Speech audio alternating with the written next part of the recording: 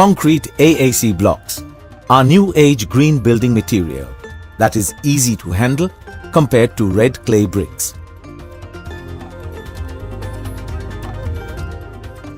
Though larger in dimension, the blocks are light and come in various sizes, which vary from 600 mm in length by 200 or 250 mm in height and by 100 to 300 mm in thickness. A standard concrete AAC block of 600 mm by 250 mm by 150 mm is equivalent to about 8 clay bricks.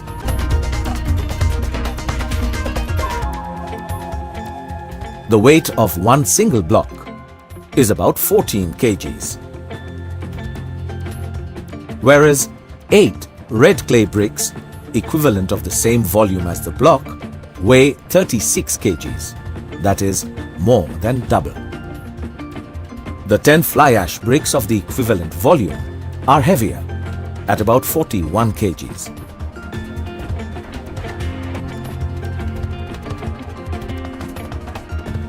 The porous nature of AAC blocks make them light, whereas fly ash bricks and red clay bricks can be seen to sink.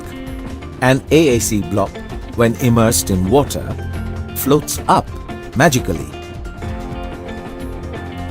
Bricks have to be placed on the block to keep it immersed in water. After 6 hours, water seeps inside the 2 bricks, which can be clearly seen when cut into 2. This makes the red clay and fly ash bricks heavier during curing. When taken out after 6 hours and cut, one can visibly see that the core of the AAC block is still dry.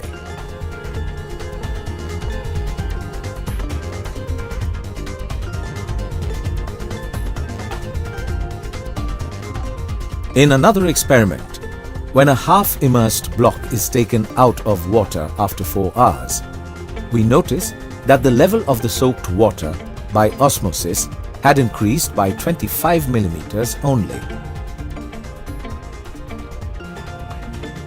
Let us now compare the advantages of building walls with AAC blocks in comparison to red clay bricks.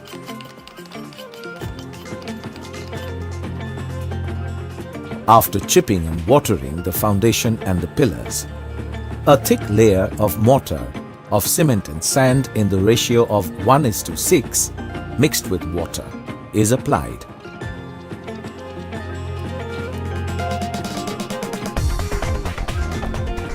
As with bricks, the walls are erected by first placing blocks at the 2 corners. A water level pipe is used to ensure that the corner blocks are placed in a straight line. A rubber mallet is gently tapped to straighten the block. A plumb line is used to ensure that the block is vertically straight. As in bricks, a thread line is tied between the 2 corner blocks for aligning. After applying mortar, blocks are then placed between the 2 corners. If there is a gap between 2 blocks, the length is measured. A major advantage of AAC blocks is that they are very flexible and can be cut into any shape or size perfectly with a normal hacksaw and the help of a marking triangle. These perfectly cut pieces of the required length can easily be used to fill the gaps in the wall. After the base layer is complete, the thick mortar is not required anymore. Another distinctive advantage: a thin layer of mortar of cement-based adhesive and water in the ratio of 3:1 is prepared for building the rest of the wall. The thin layer mortar is then applied with a trowel to maintain a thickness of 3 mm and avoid wastage. As usual, the layers are erected after first laying the corner blocks. Walls with AAC blocks can be built much more rapidly than red clay bricks. because it is easier to handle due to its lightweight despite the large dimension. A water level is used to ensure that the wall is horizontally straight.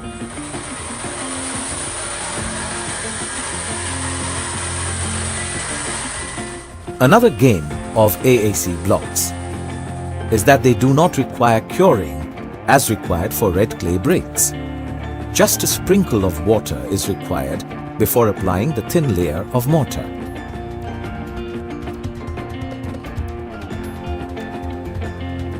Let us now study the comparison between AAC blocks and red clay bricks.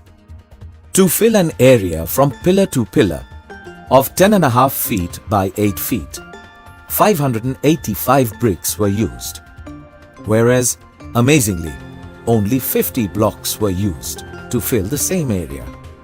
The time taken for erecting the brick wall was 6.5 hours, whereas the blocks clocked at 3 hours only. To bond 585 bricks, 1,656 joints of 15 mm to 20 mm thickness, a thick mortar of 2 bags of cement and 20 cubic feet of medium sand was used. While to join 50 blocks with 162 joints of average 3 mm thickness, less than 1 bag of ready-mix thin mortar was used. The cost of thick mortar was Rs 1,120, whereas the cost of ready-mix thin mortar was about Rs 650 only.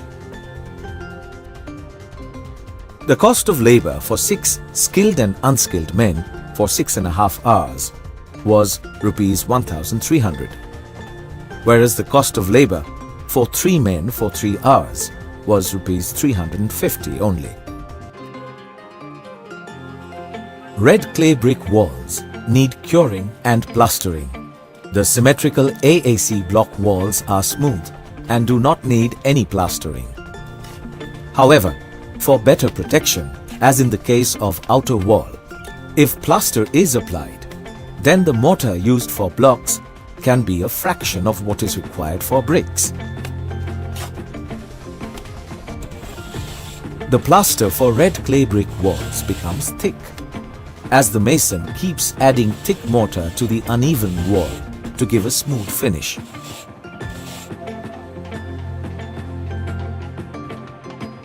Eventually, it is 20 mm thick, whereas the plaster for blocks is about 10 mm only.